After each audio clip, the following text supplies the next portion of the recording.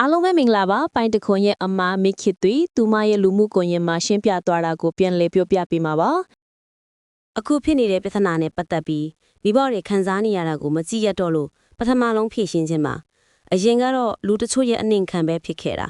ကောင်းပေးခဲ့ဘူးတဲ့အရာလေးကြောင့်ခေါင်းဝုံတဲခံပေးပြီးငြိမ်ပေးနေခဲ့တာပါဘာသက်တင်မှမရှိလို့လူတွေပြောနေသမျှကမှန်နေလို့ကြောက်လို့ငြိမ်နေခဲ့တာမဟုတ်ပါဘူး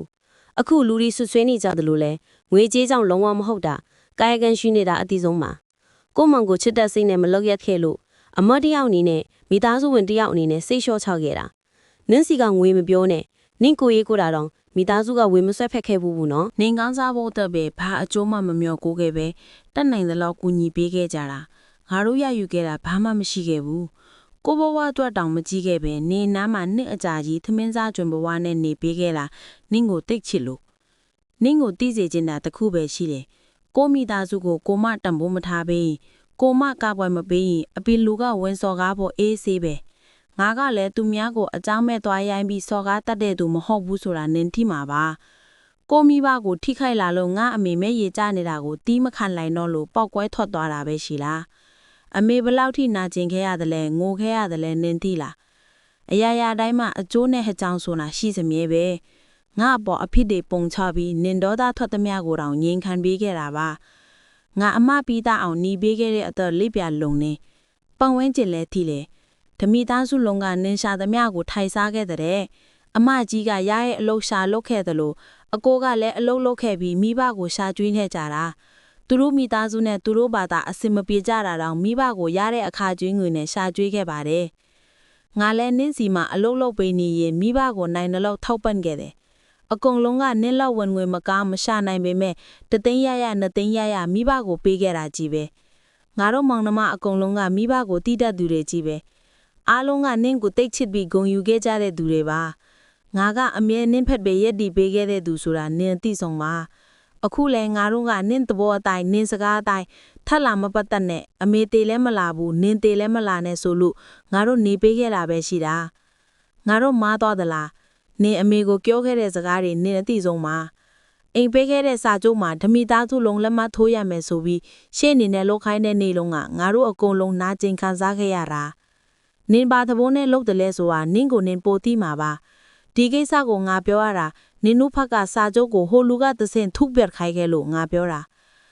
ငါတို့မိဘကမိဘကောင်တိတ်ပြီးသားခဲ့တာနင်အတိဆုံးနော်သားသမီးကိုပေးဆက်ဖို့တတ်ပဲရှင်းတန်ခဲ့ကြတာပါငငယ်လေးကလေးကပိုးမွေးတလို့မွေးပေးခဲ့ပြီးအစင်းမြင့်မြင့်ထားပေးခဲ့တာဘယ်လိုမဲပြောတတ်ပြီးဗမာစကားတော်ကောင်းကောင်းမပြောတတ်တဲ့အမေကရန်ကုန်မှာနေမင်းသားဖြစ်ဖို့အများကြီးလုပ်ပေးခဲ့တာ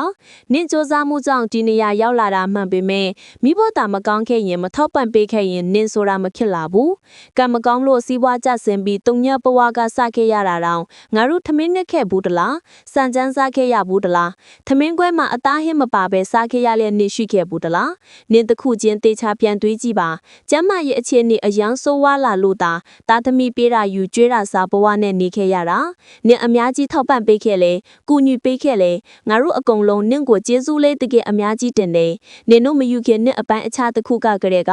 အမေကိုနင်းမင်းမစီလာစင်ကုန်ကြစရိတ်ကိုစီရင်အတိအကျနဲ့တင်ခိုင်းခဲ့တယ်ဒါအပြင်ထောက်ပံ့စရိတ်ကိုလည်းနင်မိန်းမစီကနေတောင်းခိုင်းခဲ့တယ်။အဲ့လိုကြောင့်အမေကပိုစိတ်မကောင်းဖြစ်ခဲ့ရတာတင်ငယ်ခဲ့ရတာအဲ့လာကမိဘတယောက်ရဲ့မာနပဲဆိုတာနင်သိလား။အသက်ကြီးလာတဲ့မိဘကသားသမီးစီကငွေကြေးထက်မေတ္တာပဲပို့လို့ခြင်းခဲ့ကြတာအမေနဲ့ဘဏ္ဍနာကြီးအချိန်ပေးပြီးစကားပြောဘူးလေအမေစေးရုံတက်ရရင်ရောနိုင်ဝက်ပြီးအောင်စေးရုံလာဘူးတာရှိခဲ့လားအရာရာတိုင်းကငွေပေးရုံနဲ့ပြီးသွားလားမိဘတွေကသားသမီးစီကမေတ္တာလဲလိုတယ်ဆိုတာတွေးပေးခဲ့ဘူးလားလူကိုမမျော်ပဲလဆင်ထောက်ပံ့မဲ့ငွေကိုမျော်ကင်းနေခဲ့တဲ့မိဘမဟုတ်ပါဘူးသူနေကောင်းတာနဲ့သူလက်ရကိုကြိုက်တဲ့နေအတွက်နင်ကြိုက်တတ်တဲ့စားစရာတွေကိုကိုယ်တိုင်ချက်ပြုတ်ပြီးနင်ရှိတဲ့နေရာအထိရောက်အောင်ပို့ပေးခဲ့တဲ့အမေမျိုးပါမိဘခန်းစားချက်ကိုနင်ဘယ်တုန်းကထည့်သွေးပေးခဲ့ဘူးတလေနင့်ကိုငါအမြဲဆုံးမခဲ့တဲ့တတိပေးခဲ့ပါတယ်အခုအဲ့လိုမိဘနှစ်ပေါင်းလုံးကနေတိုင်းဒူးနေမြည့်ရတုံနေရတယ်ငါလူကိုပင်ပန်းပန်းရှာဖွေလူကင်ပြီးကျွေးမွေးခဲ့တဲ့နင့်ကိုတိတ်ချစ်တဲ့အဖေကအခုငိုနေတယ်ငါတို့အဖေလူရိုးလူအေးကြီးကငိုနေတာ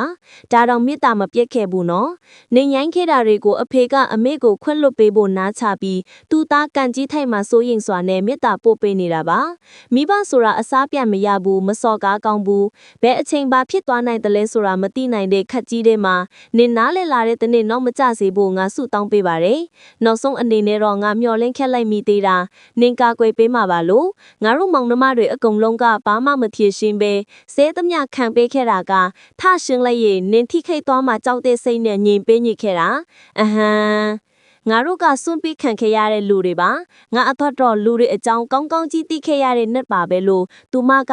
ရှင်းပြထားပါတယ်ကြည့်ရှုပေးတဲ့သူအားလုံးကိုကျေးဇူးတင်ပါတယ်